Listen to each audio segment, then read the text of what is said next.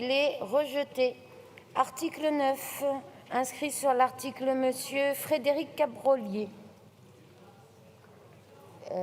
Monsieur Cabrolier.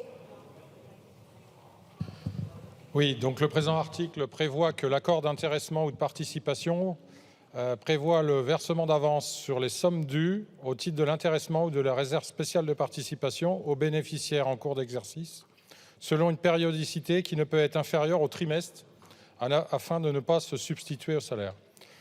Lorsque les sommes des avances reçues sont supérieures aux sommes perçues au titre de l'intéressement ou de la participation, le trop perçu est reversé par le bénéficiaire à l'employeur sous la forme d'une retenue sur salaire.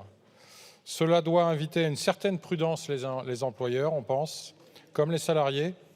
La loi dit qu'il est possible de faire une avance par trimestre, ce qui est beaucoup, car l'intéressement comme la participation sont calculés en fin d'année et versés avant fin mai de l'année suivante.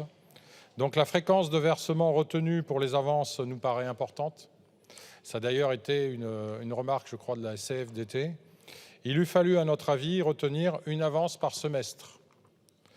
Surtout que lorsque le trop perçu a été affecté à un plan d'épargne salariale, il ne peut être débloqué à ce titre.